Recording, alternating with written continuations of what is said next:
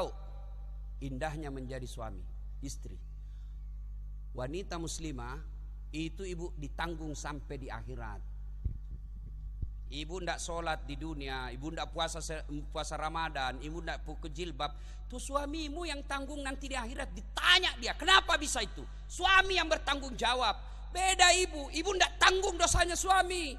Ibu alim, ibu baik agamanya, sholatnya baik, Senin Kamisnya lancar, tadarus tiap hari. Suaminya tukang tipu, suaminya narkoba, suaminya pemabuk, suaminya pezina. Tidak ada urusan dengan suami ibu. Ibu tetap masuk surga. Suami biarkan dia masuk neraka. Bahkan Nabi jelaskan, hei ibu, karena kau taat beragama, tuh kau pilih pintu surga mana yang kau mau masuki. Tuh.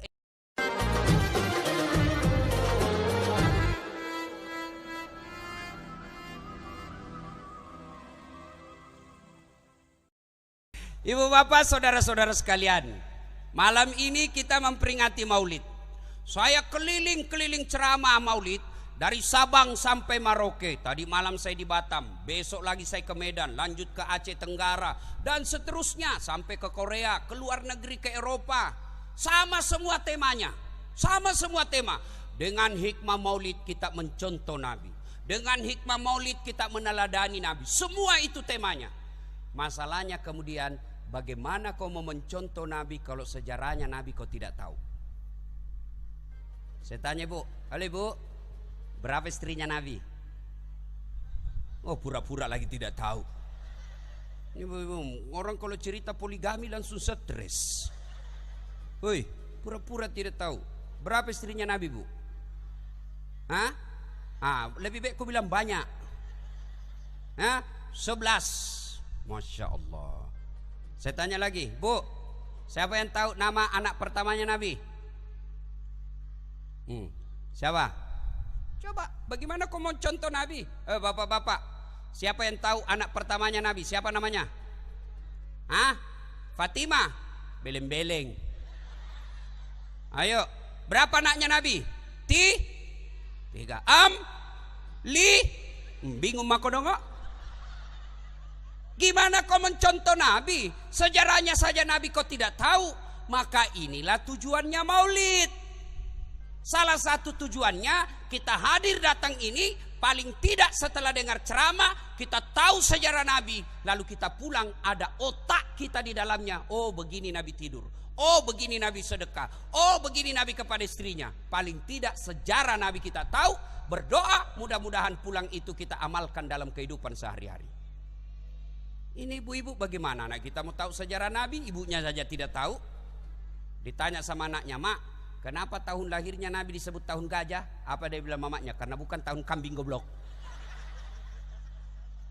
Ayo, ya balik tanya bapaknya, pak, kenapa disebut tahun gajah? Apa dia bilang bapaknya? Kenapa kau saya tanya? Apa gunamu sekolah? Ayo, hei bu, hei anak muda, saya kasih hadiah yang tahu. Yuk, hoi. Halo, umur berapa Nabi menyelesaikan kasus penempelan batu Hajar Aswad di Mekah? Umur berapa? Berapa? Berapa? 40? Salah. Salah. Saya tanya, siapa yang tahu pendirinya Facebook? Ayo, siapa yang tahu? Ada yang tahu. Siapa yang tahu pendirinya Apple? Pura-pura kau tidak tahu. Inilah gunanya kita Maulid. Makanya adik-adik sekalian yang belajar agama, yang merasa memakai gelar pemburu hidayah, komunitas hijrah dan lain sebagainya, kami senang kalian bertobat dan belajar agama. Tapi tolong jangan belajar agama setengah-setengah. Hanya satu ustadz atau buku yang kau baca, akhirnya apa? Kamu gampang menyalahkan pendapat orang lain, sehingga kesimpulanmu Maulid bid'ah, Isra Mi'raj bid'ah, tahlil bid'ah, doa bersama bid'ah, taksiyah bid'ah, jabat tangan selesai sholat bid'ah. Kenapa bid'ah? Karena tidak ada pada zaman Nabi. Cara berpikirnya begini, pikirnya Maulid, cari Nabi, tidak ada pada zaman Nabi. Cari zaman sahabat, tidak ada zaman sahabat. Cari tabi'in, tidak ada zaman tabi'in. Tabi'in, tidak ada. Kesimpulannya bid'ah, sesat, masuk neraka. Pret. Nenekmu punya neraka. Kayak dia saja panitia hari kiamat. Ada kan yang begitu? Saya bilang kalau alasanmu tidak ada pada zaman Nabi sini, kau catat. Kau zakat fitrah pakai apa? Beras. Cari pada zaman Nabi. Tidak ada. Cari zaman sahabat. Tidak ada. Cari sahabat tabi'in. Tidak ada. Tabi'in tidak ada. Kesimpulannya zakat fitrah pakai beras bid'ah, kau sesat. Kenapa? Nabi tidak pakai bayar zakat fitrah pakai beras. Tapi apa? Gandum dan kurma. Maka kalian orang Kutai Kartanegara pakai gandum kau zakat fitrah. Bisa kok? Sini lagi. Nabi hidup di Madinah. Makkah Madinah. Madinah Makkah naik haji pakai apa Nabi? Onta. Kau sesok jangan kau pesawat. Kenapa? Bid'ah. Naik pesawat pergi tanah suci bid'ah. Maka datanglah kau dari Muara Jawa naik onta. 17 tahun dah sampai kau dongok. Beleng-beleng. Makanya dedek, boleh berbeda pendapat. Islam rahmat bagi perbedaan pendapat. Yang salah kalau kalian menyalahkan dan tidak bisa berjiwa besar menerima perbedaan pendapat. Adik-adik saya para mubalik yang dikalungkan tadi, dakwalah jangan menyalahkan pendapat orang. Makin banyak buku dibaca, makin banyak pendapat kita kuasai, makin gampang kita dalam dakwah. Gampang-gampang bid'ah. Saya pun dihina di Facebook. Apa kau dasat bicara-bicara sunnah, kau tidak pelihara sunnah. Saya agak marah. Kenapa kau tuduh saya tidak pelihara sunnah? Buktinya kau tidak pakai jenggot. Ya mau diapa kalau tidak mau tumbuh? Gara-gara jenggot dia marah-marah sama saya. Saya sudah kasih minyak yang penumbuh itu pak jenggot. Wih, marah mama nyece. Nah bilang mama nyece di rumah, bikin kotor-kotor bantal ini ustaz. Salatullah salamullah ala toha lillah. Salatullah salamullah ala yasin. Apa yang salah dengan maulid? Namanya aja maulid. Apa isinya? Ceramah. Mana ada ayat melarang orang dengar ceramah? Yang kedua, apa isinya maulid? Kita silaturahmi. Yang tadinya bapak cuma lihat saya di YouTube, yang tadinya ibu cuma lihat saya di WhatsApp, sekarang lihat secara langsung. Cuma kadang-kadang tidak enak kalau saya bicara langsung. Begitu dia lihat saya, kecil aja rupanya aslinya. Astagfirullah. Bukannya bilang, gagah rupanya aslinya. Kecil aja. Kenapa kalau saya kecil? Yang paling menjengkelkan itu langsung ibu-ibu. Dia bilang, itu juga bajunya yang di YouTube. Ini. Baku bisi-bisi itu juga bajunya di YouTube. Astagfirullah. Ya. Apalagi isi dari maulid ini, yang tadinya kita tidak pernah bersilaturahmi dengan pejabat-pejabat kita. Alhamdulillah hari ini kita ketemu. Yang tadinya kita tidak tahu program pemerintah, sambutan dari Pak Bupati tadi kita tahu bahwa ini loh yang dikerja Bupati. Dengan kita berkumpul di sini, alhamdulillah ada kesempatan orang kaya bersedekah. Yang mana? Itu konsumsi. Ada pembacaan ayat suci Al-Quran. Mana yang salah? Kalau kalian tidak mau maulid, kami hargai. Tapi tolong hargai juga kami yang melaksanakan maulid. Kalian tidak mau maulid, kami tidak anggap kalian sesat. Tapi tolong jangan juga kau tuduh kami sesat kalau melaksanakan maulid. Sakitnya tuh di sini. Yuk, dah. Sekarang, ibu-ibu, tujuan maulid ini kita dengar sejarah Nabi, lalu kita contoh dalam kehidupan sehari-hari. Dulu zaman kita kecil cepat sekali tahu sejarah Nabi. Kenapa? Ibu kita memperkenalkannya. Nah, kamu tidur, jangan menendang kiblat. Nabi tidurnya seperti ini. Nah, kamu makan jangan pakai tangan kiri. Nabi makannya begini pakai tangan kanan. Nah, kamu makan jangan berdiri. Nabi makannya duduk. Begitu petua-petua orang tua kita dulu. Pun kalau memperkenalkan sejarah Nabi bisa melalui lagu. pada zaman dahulu kala, pada zaman jahiliyah. Kenapa zaman jahiliyah, Mak? Lahirlah seorang Rasul yang terakhir dan mulia. Siapa namanya, Mak? Nabi Muhammad namanya. Ibunya Siti Aminah ibunya. Bapaknya siapa? Abdullah nama ayahnya. Di mana tinggal? Tenggarong atau Samarinda seberang? Madinah tempat tinggalnya. Terus setelah dewasa diangkat menjadi Rasul. Siapa yang angkat, Mak? Ketua DPR atau bupati? Oleh Allah yang kuasa. Allah itu siapa, Mak? Pencipta alam semesta. Itu lagunya ibu-ibu dulu. Nggak sarjana tuh, nggak ada majelis taklimnya. Masuk Isra Mi'raj, nyanyi lagi. 27 Rajab Nabi Muhammad diisrakan dari Masjidil Haram ke Masjidil Aqsa. Tuh, begitu anaknya mulai balik, anak gadisnya, dia kasih motivasi pakai jilbab sambil lagu. Jilbab, jilbab putih, lambang suci gagah perwira. Kenapa ketawa? Oh, salah sambung. Coba, itu ibu-ibu dulu, ndak sarjana, ndak ada majelis taklimnya. Sekarang ibu-ibu majelis taklim, 4 majelis taklimnya, 5 kali dengar ceramah 1 bulan. Tapi lagunya apa? Yo ayo, beleng-beleng. Katanya majelis taklim, olahraga di kantor camat, laki-laki perempuan campur. Di depanlah perempuan, bajunya sempit, roknya sempit. Depanlah ibu-ibu, 1, 2, 3, 4, bapak-bapak, 4. Beleng-beleng. Ketawa baru dirinya semua udah kena ini. Aku tuh sama nyanyi, putar ke kiri nona, putarlah ke kanan. Dongok.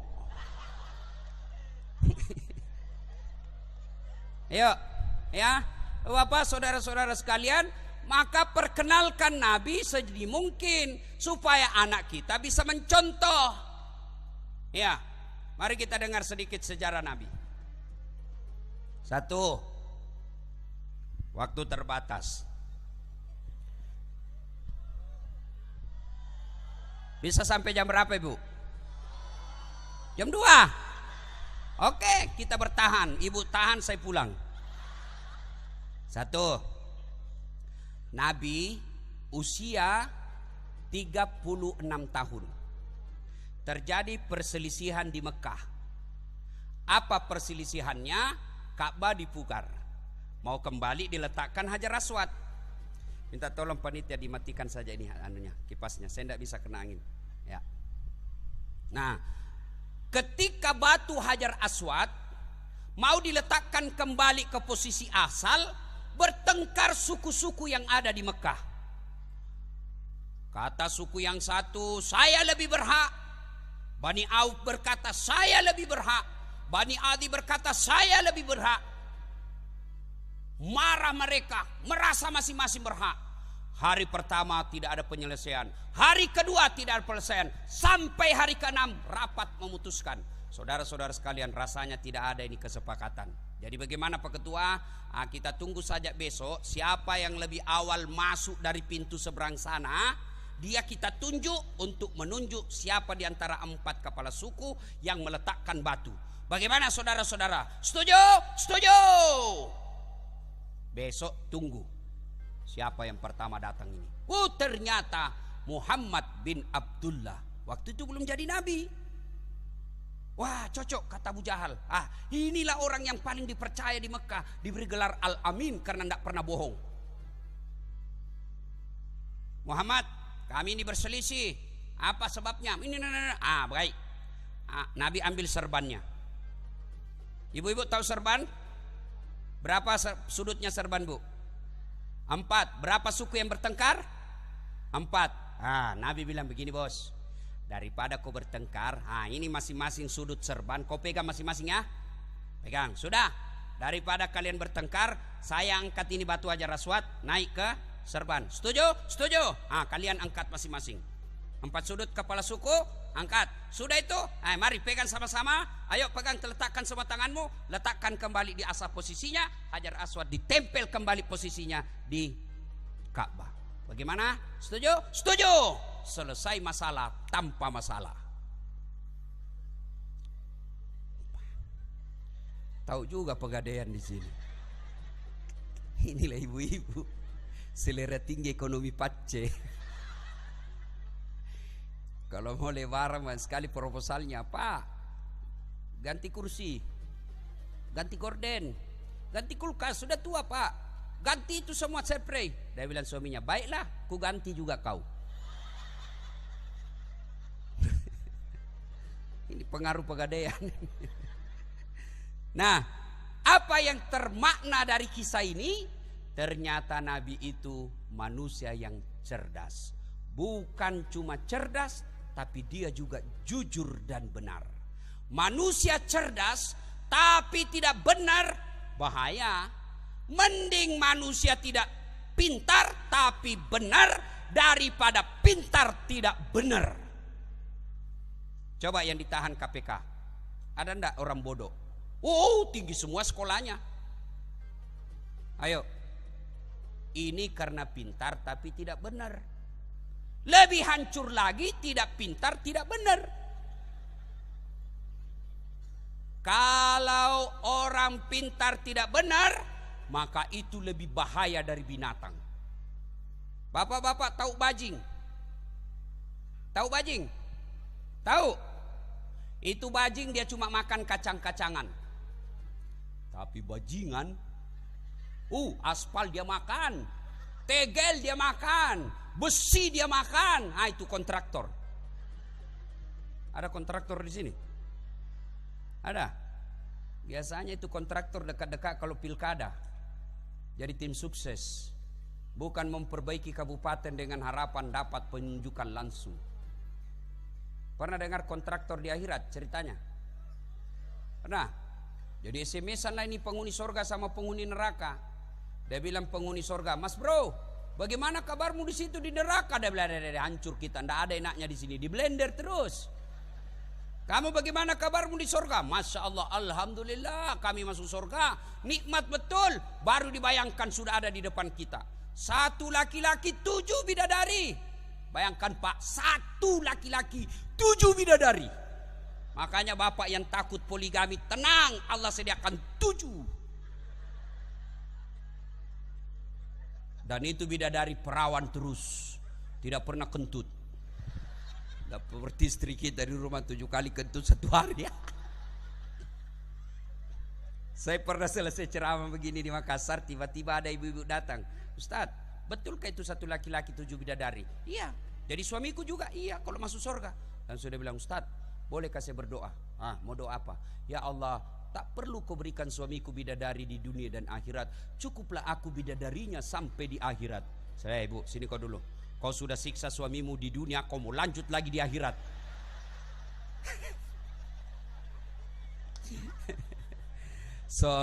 Salatullah mullah ala toha. Salatullah salamullah ala yasin. Lalu ini penghuni neraka dia bilang, kamu bagaimana kabarmu di sorga? Senanglah saya. Kata penghuni neraka, bolehkah kami jalan-jalan ke situ? Ya boleh aja, sini. Tapi bagaimana caranya? Kata penghuni neraka, gampang mas bro, nanti kami carikan jalan keluar. Penghuni neraka kan cerdas. Dia cari jalan keluarnya. Gimana? Kami bikin jembatan dari neraka, kau juga bikin jembatan dari surga. Oke, kita ketemu di tengah ya. Oke, lelang proyek. Keluar pemenang tender.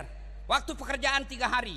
Sudah, hari pertama jembatan dari neraka selesai 50%. Hari kedua selesai 70%. Hari ketiga tuntas, efektif dan efisien. Tepat waktu. Ya jembatan dari surga, kenapa belum mulai? Gak goyang-goyang proyeknya di sebelah. Kok belum mulai? Beriaklah di neraka. Oi, kenapa kau belum bayar proyekmu? Kami sudah sampai di tengah ini. Apa kata dari surga? Bagaimana mau dimulai mas bro? Kontraktor, pengawas, panitia, pemborong, ada semua di situ.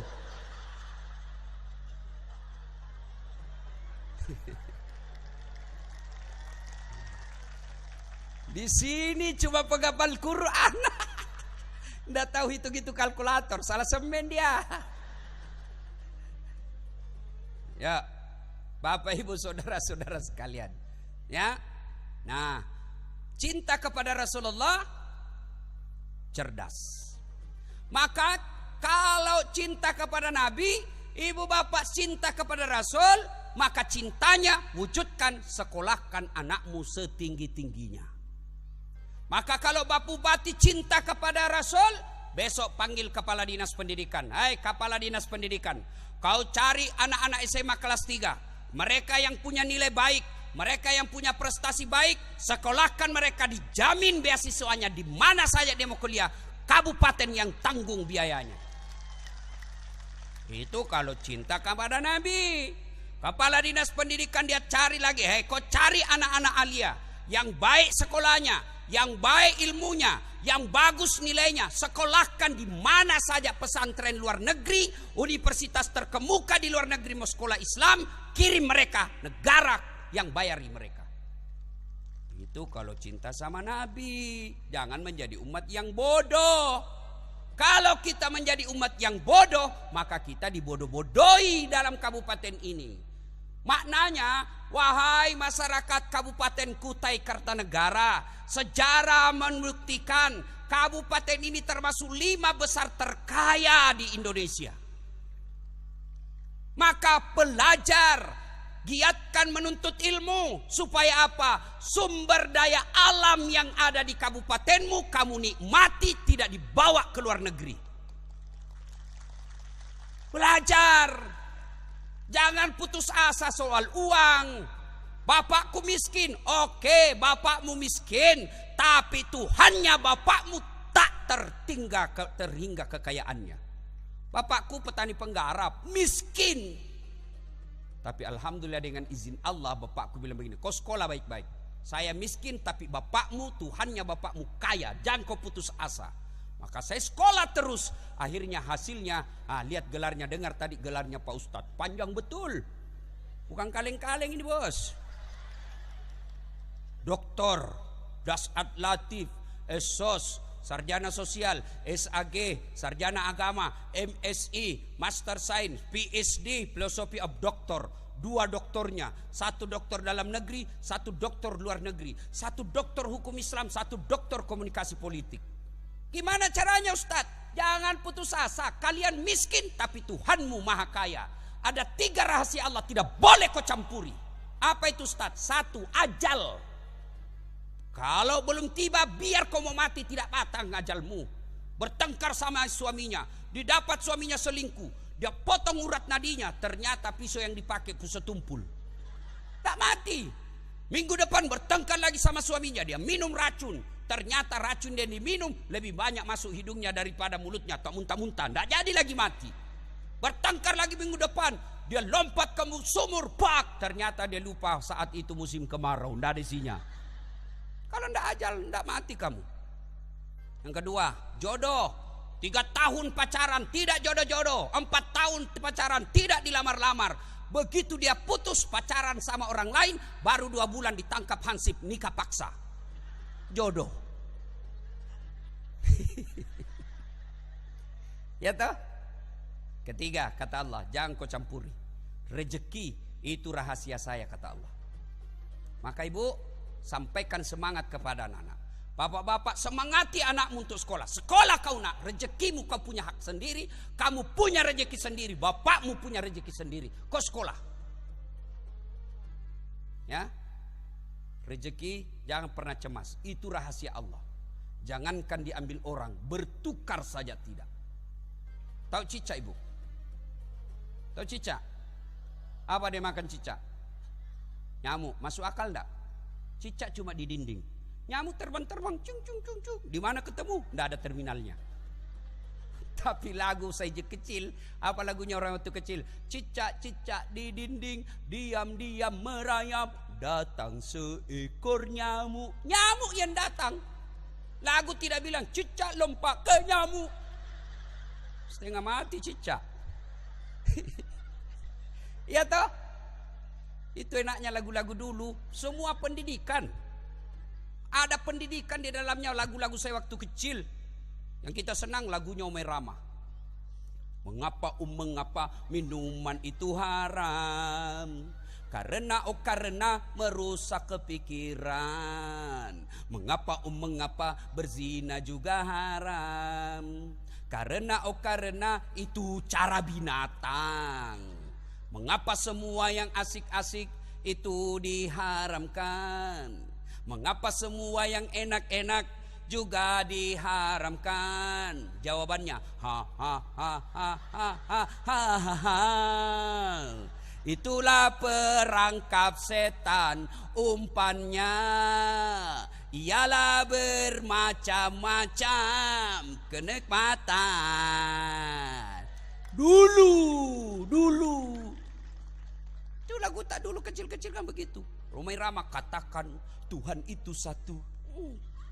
Mungkin Tuhan mulai bosan melihat tingkah kita yang selalu salah dan bangga dengan dosa-dosa, atau alam mulai enggan bersahabat dengan kita. Itu dulu lagunya bagus. Sekarang lagunya anak-anak milenial apa? Pulang-pulangku berbadan dua. Hancur kau cilaka. Salatullah salamullah ala toha rasulillah. Salatullah salamullah ala Yasin. Usia 40 tahun Nabi tiap malam ke Gua Hira. 17 Ramadan Nabi didatangi Jibril dalam bentuk manusia. Dipeluklah Nabi. Muhammad, ikra, baca. Nabi bilang, saya tidak tahu membaca. Peluk lagi, baca. Tidak tahu saya membaca. Peluk lagi, baca. Saya tidak tahu membaca. Dipeluk sekeras-kerasnya sampai Nabi sesak napas. Lalu Nabi mengikutinya. Ikra bismi rabbikal ladzi khalaq sampai ayat kelima.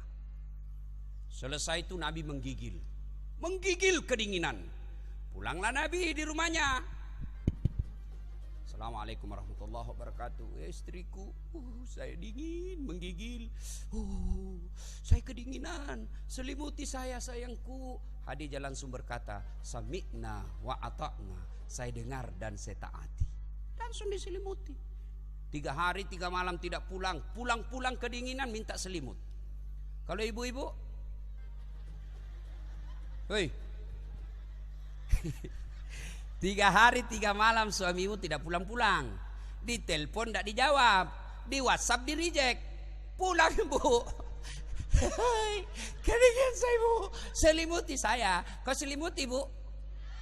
Kau interogasi. Dari mana kau? Sampai HP semua diperiksanya. Wa ilaha illallah. Maka kalau ibu cinta kepada Nabi, hilangkan sakwa sangka, hilangkan buruk sangka. Baik sangka sama suami, tenang hidupmu. Woi, 30 tahun suami istri tidak bisa bahagia Ustaz. Sumber penderitaanmu, kau tidak percaya kepada suamimu. Ditelepon suaminya tidak dijawab, langsung kasakusu. Pasti gara-gara reuni ini ketemu lagi tuh teman-temannya. Gimana kau tidak menderita? Coba kalau kau berbaik sangka, telepon tidak ada jawaban. Oh, suamiku lagi sholat duha. Tenang. Telepon lagi. Oh masih di masjid suamiku salat jamaah. Tenang. Sore lagi ada WhatsApp teman. Woi, saya lihat suamimu bonceng cewek cantik betul. Sudah pulang ini. Oh, berarti suamiku lagi ngojek. Tenang perasaanmu. Untuk apa? Maka ibu-ibu, kalau kalian mau mencontoh Nabi, jangan pernah buruk sangka sama suami. Tenang perasaan. Apa gunanya ibu periksa HP? Hah? Begitu ibu tahu isinya, kamu apa? Hah? Hei, kau mau apa? Kau mau tempelin suamimu? Kau minta cerai? jadi janda. Oh, langsung diambil orang suamimu. Jangan ketawa, saya serius ini. Ibu-ibu ini dia kira gampang jadi suami. Hei, kok kira itu gampang jadi suami, Bu? Hah? Keluar suami kita dari pagi, di tengah jalan kepanasan, kadangkala dihina orang, kadangkala dimaki sama komandan, kadangkala dihina sama kepala dinasnya, kadangkala diludahi sama bupatinya. Bodoh kau. Diterima dengan ikhlas. Supaya apa? Supaya kita suami bisa pulang bawa harta untuk kalian para istri. Hargai itu penghasilan suamimu. Berapa banyak suami sejak kecil enak hidupnya, sejak kecil tidak pernah minjam-minjam. Setelah ada istrinya, demi istrinya dia pergi minjam sama sepupunya. Pinjam saya, tidak pernah banting muka seperti itu. Terpaksa dia pinjam sama sepupunya. Untuk apa? Supaya kalian bisa makan dengan enak. Itu tanggung jawabnya suami. Jangan suka ngomel. Ngomel aja kerjanya. Baik kalau kau cantik.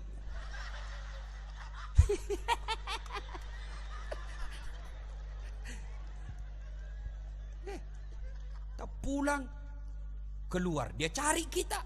Di mana kau, Pak? Di mana kau? Di kantor. Tidak percaya? Di kantor. Bohong kau. Video call dulu. Lihat kau ini. Mana kita tidak stres? Di kantor dimarah-marahin bos, sampai di rumah ditunjuk-tunjuk sama istri. Apa enaknya kita jadi suami?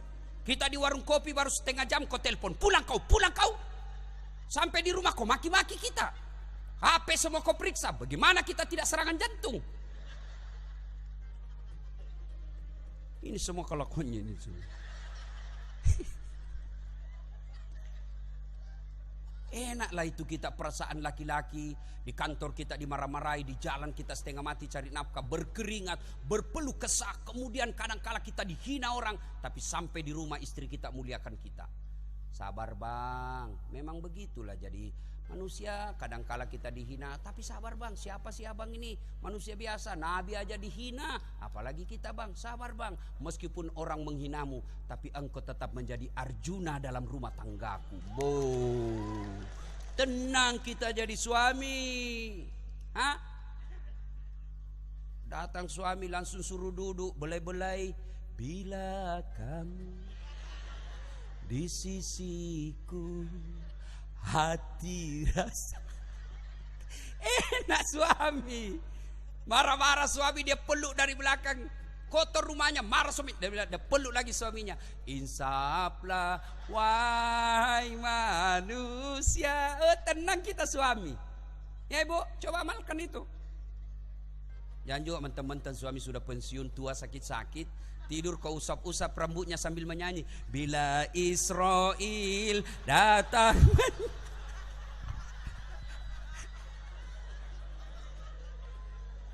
Bu, oi, Bu, ini beberapa hari yang lalu saya pulang ceramah di Medan.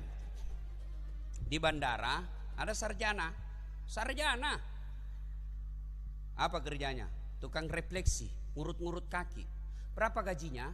Ada yang 700.000, ada yang 1.200.000. Saya tanya, dek, kok bisa kamu kerja begini? Kamu sarjana, tidak selayaknya kamu ngurut-ngurut kaki. Saya sebenarnya malu Ustaz, gengsi juga, sarjana. Saya rahasiakan sama keluarga saya. Terpaksa saya lakukan ini Ustaz. Kenapa? Saya punya istri. Malu saya, tidak tega saya lihat istri saya lapar. Terpaksa aku lakukan ini. Untuk apa? Supaya istriku bisa bahagia. Coba lihat. Dia pikir itu suamimu semua. Dia pikir itu suami bagaimana pulang bawa uang, dibelikan emas. Supaya pulang kampung istri dihargai sama saudaranya. Dipikir itu suamimu bagaimana bisa pakai AC kamar tidur supaya istri tidak rusak kulitnya. Dipikir itu suamimu bagaimana kau bisa dicicilkan mobil supaya tetangga menghormatimu sebagai keluarga yang baik. Itu dipikir sama suamimu. Mana pernah ibu-ibu pikir bagaimana supaya suamiku saya belikan berlian. Yang ada ibu pikir bagaimana ini uangnya saya habisi. Yang ketawa, saya serius ini. Inilah ibu-ibu. Ibu tahu indahnya menjadi suami, istri. Wanita muslimah itu ibu ditanggung sampai di akhirat. Ibu ndak sholat di dunia, ibu ndak puasa Ramadan, ibu ndak pakai jilbab, tuh suamimu yang tanggung nanti di akhirat. Ditanya dia, kenapa bisa itu? Suami yang bertanggung jawab. Beda ibu ndak tanggung dosanya suami. Ibu alim, ibu baik agamanya, sholatnya baik, Senin Kamisnya lancar, tadarus tiap hari. Suaminya tukang tipu, suaminya narkoba, suaminya pemabuk, suaminya pezina. Ndak ada urusan dengan suami ibu. Ibu tetap masuk surga. Suami biarkan dia masuk neraka. Bahkan Nabi jelaskan, hei bu, karena kau taat beragama, tuh kau pilih pintu surga mana yang kau mau masuki. Itu enaknya jadi perempuan. Bukan jangan suka ngomel-ngomel. Gimana kita tidak stres? Kita pulang di rumah membayangkan supaya istri ini peluk-peluk kita cantik harum. Kita pulang, la haula wala quwwata illa billah. Daster tinggi sebelah, kelihatan tali BH, muka bedak beras, dikasih matanya ketimun, nonton di atas, diangkat kakinya makan kacang, angkat kalepaknya menguap, tidur ngorok. Lilia, wih kasihan nasibku ini istri.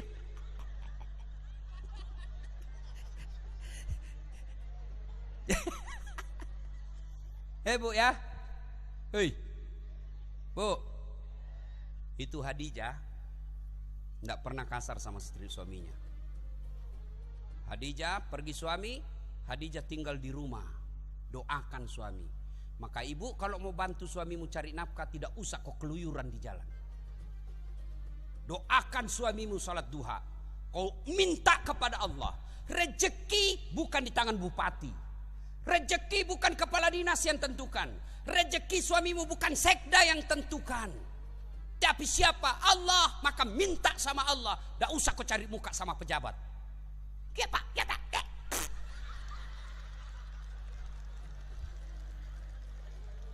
Apa cari muka sama bupati? Ya pak, ya pak. Bupati senang sama kamu, kalau istrinya tidak senang, tidak jalan urusanmu. Apa yang cari muka sama manusia? Minta dah kepada Allah. Caranya apa? Di sholat duha 2 rakaat sampai 8. Selesai sholat duha kau mohon kepada Allah, ya Allah, engkau yang membagikan rezeki di muka bumi ini. Bukakan pintu rezeki suamiku. Jika masih dalam langit, di atas langit turunkan. Jika masih dalam tanah munculkan. Jika masih jauh dekatkan. Jika masih sedikit cukupkan. Yang paling penting ya Allah, berkahkan ya Allah. Sudah itu kau WhatsApp suamimu, bang, jangan menghalalkan segala cara. Rezeki Allah yang sudah tentukan, jangankan diambil, bertukar saja tidak.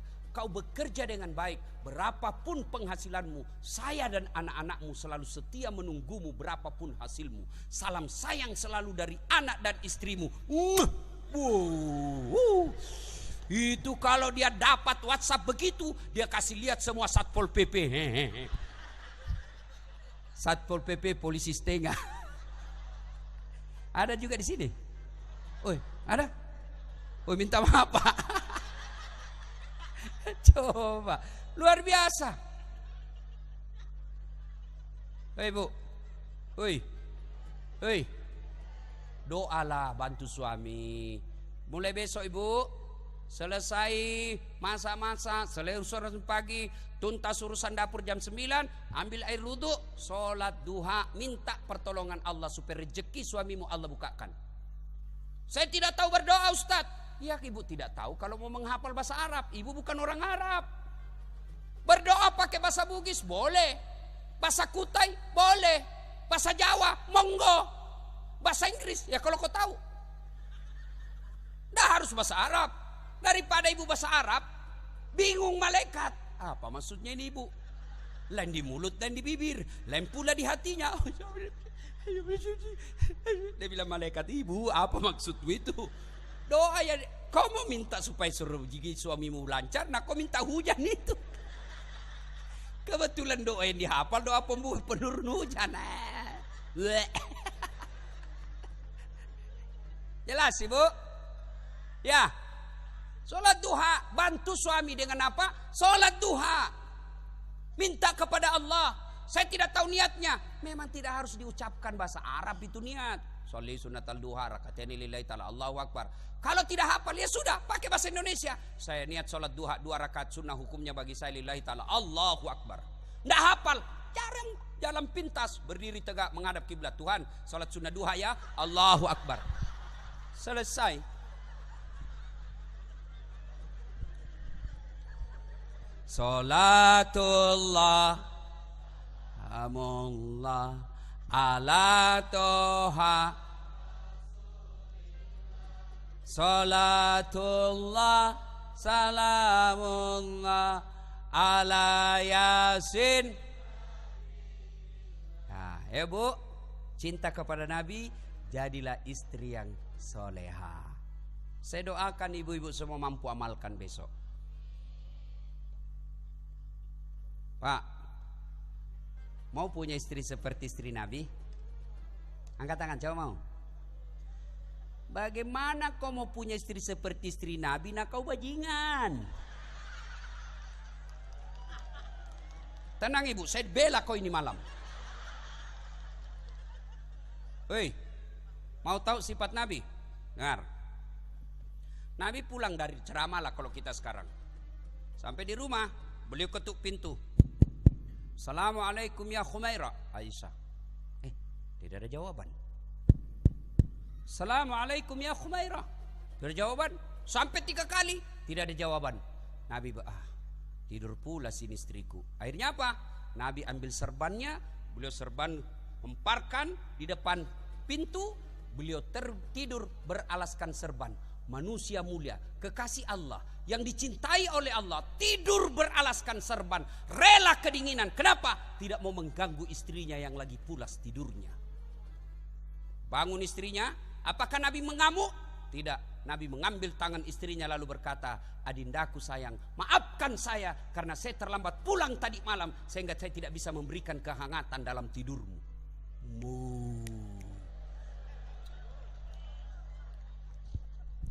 Kira-kira kalau Pak Bupati dikasih gini, woi,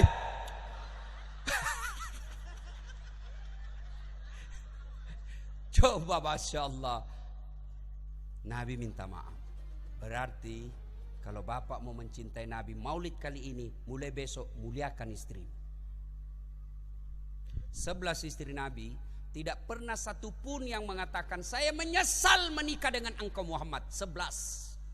Bapak cuma 1 istrinya menderita lahir batin.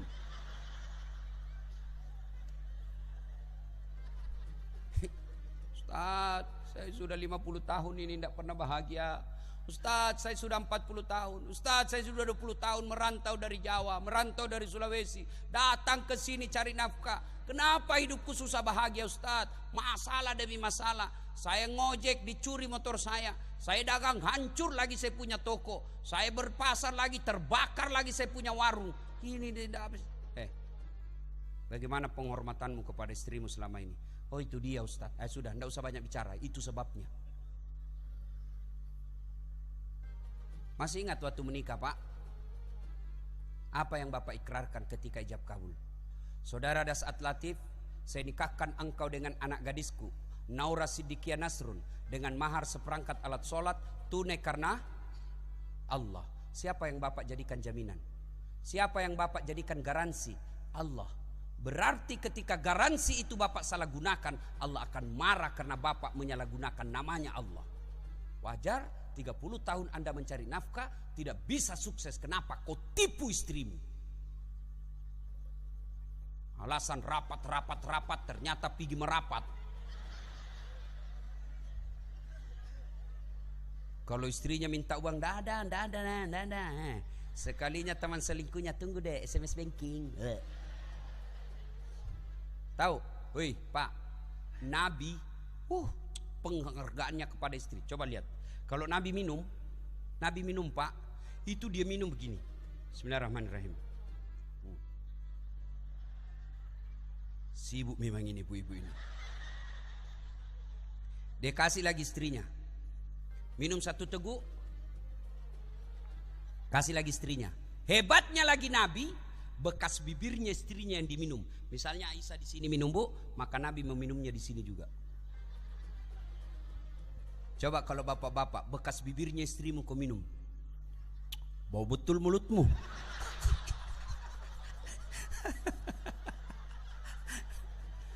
Coba, itulah Rasulullah. Bayangkan. Satu kali Nabi pulang, kebiasaan Nabi dengan Aisyah, minum satu teguk, kasih istrinya. Minum lagi, kasih lagi istrinya. Pada hari itu, Nabi minum, tidak dikasihnya istrinya. Aisyah mulai curiga, kenapa ditunggu-tunggu? Kenapa tidak dikasih? Kasih, tidak diminum, minum terus Nabi. Sampai ketiga kalinya, Aisyah lalu berkata, ya Rasulullah, adakah wanita lain di hatimu? Lalu Nabi memberinya. Begitu diminum Aisyah, ternyata apa? Aisyah salah memberi. Dia kira gula padahal garam. Nabi tahan tidak mau. Kenapa? Nabi tidak mau kalau Aisyah tahu, nanti Aisyah malu karena salah resep. Coba kalau bapak minum, memang kau goblok ini dongok, si gendut.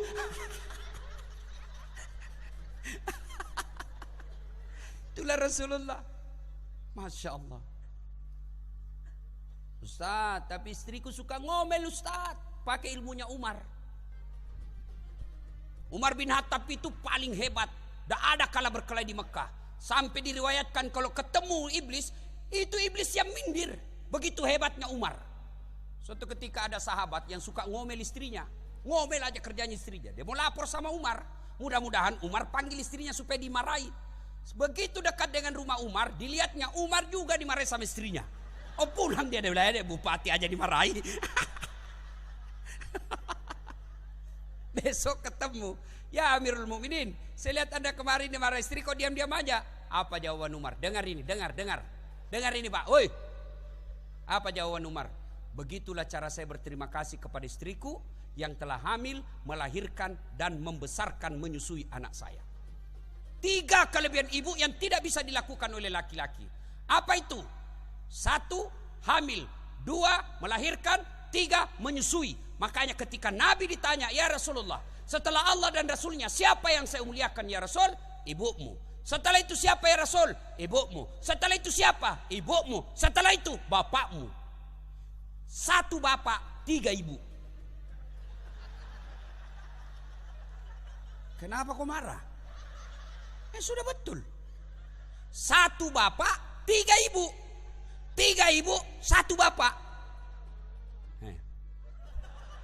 Betul. Ibu-ibu, betul. Ini ibu kalau orang cerita poligami. Ibu, mau gampang masuk surga? Mau? Suruh suamimu kawin lagi. Dia bilang banyak jalan menuju surga. Memang banyak tapi macet. Ini jalur tol. Dia bilang sakit hati Ustaz. Ya memang sakit hati karena hadiahnya surga. Kalau tidak sakit hati harganya kipas angin. Coba Rasulullah, Umar berkata, begitulah cara saya berterima kasih kepada istriku yang telah hamil. Ibu-ibu masih ingat waktu hamil? Ada enggak ibu-ibu hamil tengkurap? Berapa lama ibu tidak tengkurap? 9 bulan 3 hari tidak tengkurap. 9 bulan. Bapak 1 bulan tidak tengkurap, pusing. Jangan ketawa anak muda, ini urusan orang tua. Coba lihat ibu-ibu kalau hamil, jalan aja setengah mati. Duduk saja standar samping. Paling bapak-bapak repot kalau ngidam. Sebenarnya tanya Ustaz, apa doanya supaya berhenti ngidam istriku? Saya bilang, ngidam apa istrimu? Dia bilang, nanti dia bisa tidur kalau dilihat saya di atas lemari. Berhenti kau, dikasih bodoh-bodoh kau itu.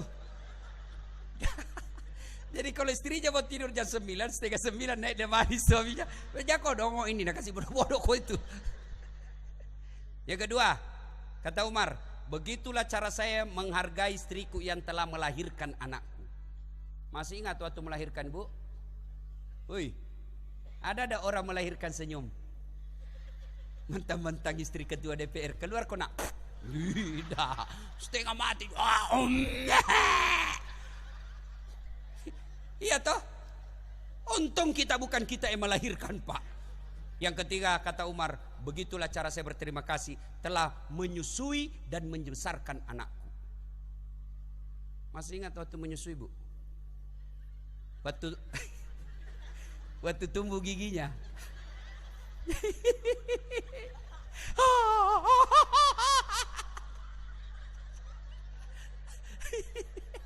Membayangkan diri sendiri.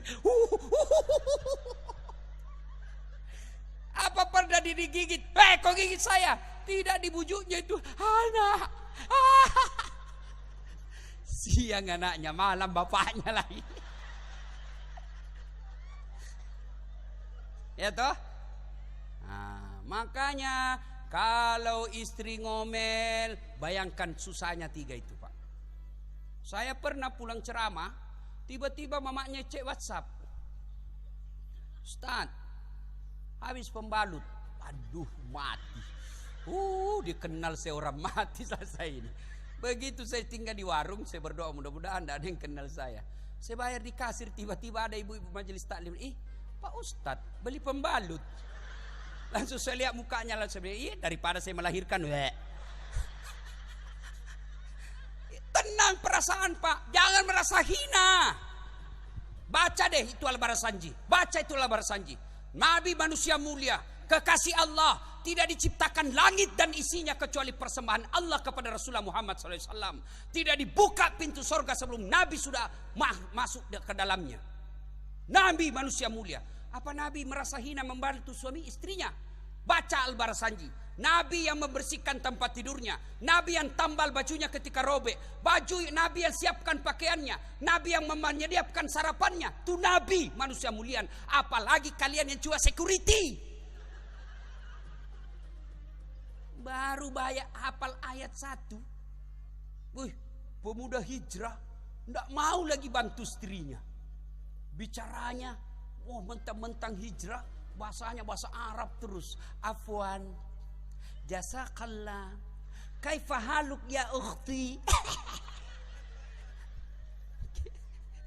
Jawab, begitu disuruh cuci piring, gengsi dong, saya sudah hijrah, masa cuci piring? Rasulullah tidak mau seperti itu. Jadi kalau ibu sakit hati, bapak sakit hati sama istri, bayangkan 3 hal itu. Istriku suka ngomel, Ustaz. Rumus menghadapi perempuan yang suka ngomel, 1 aja. Apa? Diam. Diam. Tidak usah kau jelaskan. Biar kau jelaskan, tidak masuk di otaknya. Itu perempuan. Karena bukan otaknya bicara, perasaannya. Diam. Kalau perlu kau makan obat tidur. Selesai urusan. Biar kau jelaskan 1, muncul pertanyaan 2. Apalagi kalau dia sudah bilang pokoknya, diam saja Pak. Jelaskan 1, muncul pertanyaan 2. Jelaskan pertanyaan 2, muncul pertanyaan 3. Selesai semua, dia ungkit lagi SMS 4 tahun yang lalu. Itu SMS lu, sudah clear dulu itu 4 tahun. Dia ungkap lagi.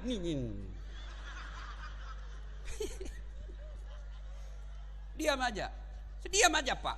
Tidak ada kala itu rumus menghadapi perempuan, sabar, diam. Kita juga jangan suka ngomel. Tidak ada orang betah itu orang suka ngomel-ngomel. Ada ibu-ibu pernah di Makassar curhat. Dia bilang, Ustaz, kenapa itu suamiku tidak betah tinggal di rumah?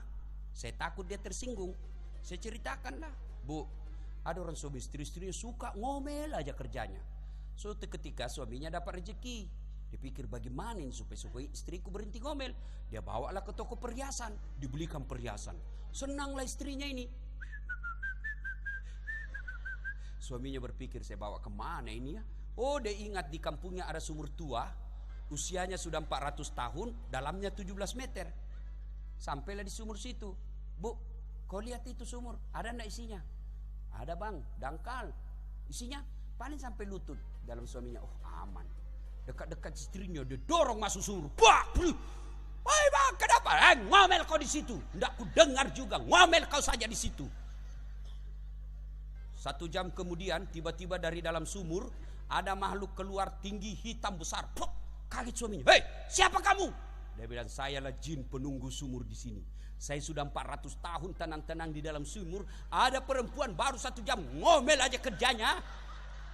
Bebek saya lari, tidak tahan saya dengarin. Lari tuh jin. 400 tahun tidak tahan, apalagi istrinya sudah pensiun. Makanya jangan suka ngomel, tidak ada yang tahan. Ya, ibu bapak, saudara-saudara sekalian, mencontoh Rasulullah memulai dari rumah tangga. Jadi istri yang baik, jadi suami yang baik. Berikutnya, kalau kita cinta kepada Rasulullah, minimal ada 3 caranya. 1, amalkan sunnah-sunnahnya. Yang gampang-gampang saja. Mulai besok jangan pernah keluar rumah kecuali ada wudu. Itu aja dulu yang gampang. Mau kemana-mana saja ada wudu. Mau pergi ceramah wudu, mau pergi sekolah wudu, mau pergi kantor wudu, mau pergi pasar wudu, mau pergi bawa mobil nge-grab wudu. Insya Allah sepanjang jalanmu dinilai jihad fisabilillah. Itu aja dulu. Kedua, jangan pernah meninggalkan sholat duha. Gampang-gampang, ini aja dulu diamalkan. Yang kedua, cara mencintai Rasulullah, memelihara amalannya, sunnah-sunnahnya. Yang kedua, banyak-banyak menyebut namanya. Gimana caranya? Banyak bersalawat kepada Rasulullah Muhammad SAW. Allah perintah puasa, Allah tidak puasa. Allah perintah haji, Allah tidak ikut haji.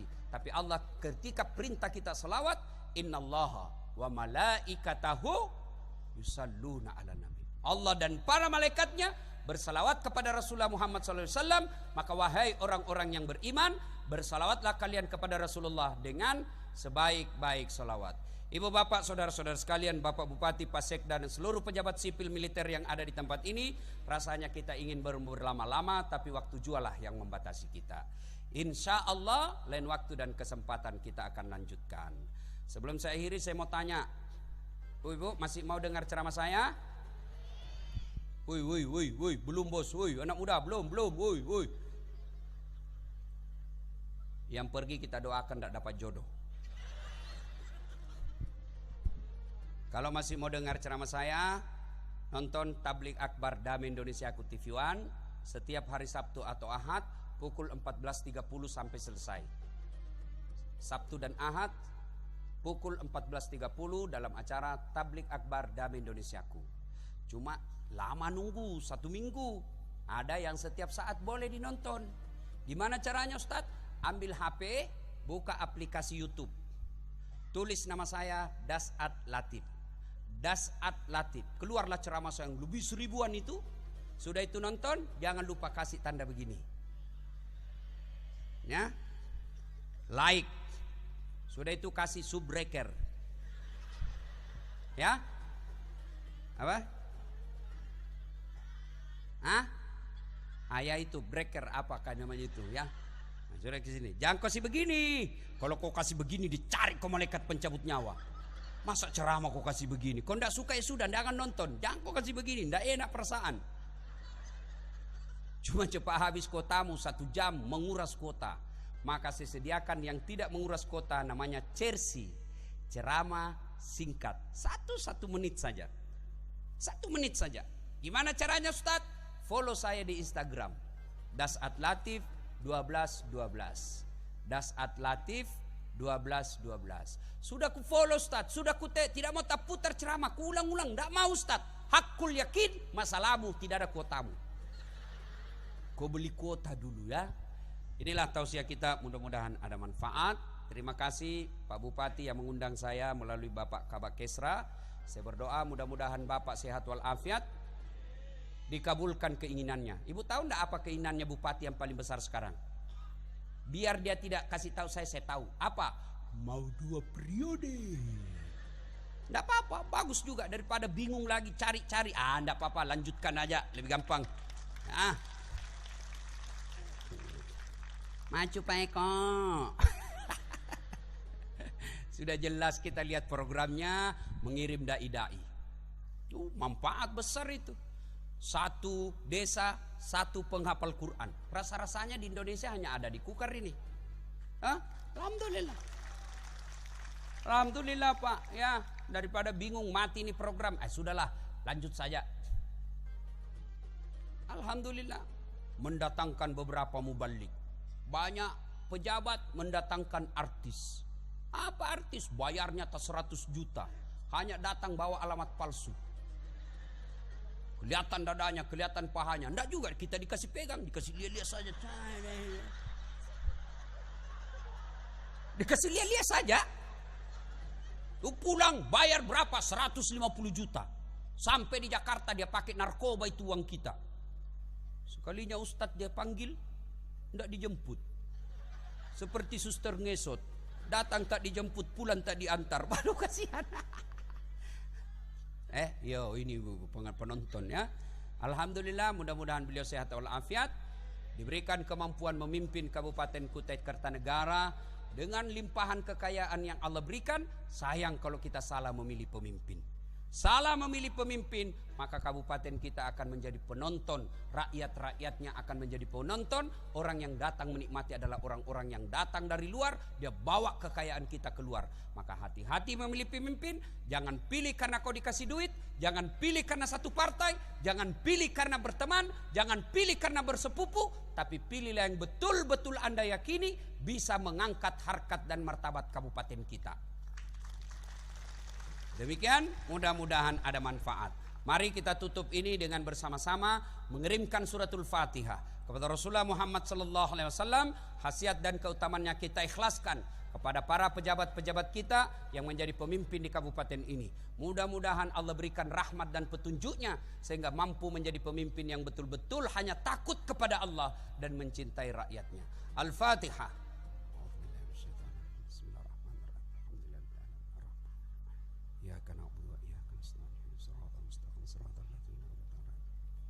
Amin. A'udzu billahi minasyaitonir rajim. Bismillahirrahmanirrahim. Allahumma shalli ala sayidina Muhammad wa ala ali sayidina Muhammad. Alhamdulillahi rabbil alamin. Arrahmanir rahim. Maliki yaumiddin. Iyyaka na'budu wa iyyaka nasta'in. Allahumma ighfir lil mu'minina wal mu'minat wal muslimina wal muslimat al akhya'i minhum wal amwat. Innaka sami'un qaribun mujibud da'wat wa qadiyal hajat. Ya Allah, Zat yang Maha membalas. Balaslah segala kebaikan orang-orang yang telah mewakafkan waktu, harta, dan ilmunya untuk acara ini. Angkat harkat dan martabatnya, wujudkan cita-citanya, bahagiakan keluarganya, dan jika kelak menghadap kepadamu, hadapkan dalam iman dan Islam. Ya Allah, Zat yang memberi hidayah dan petunjuk, berikan hidayah dan petunjuk kepada pemimpin kami ya Allah.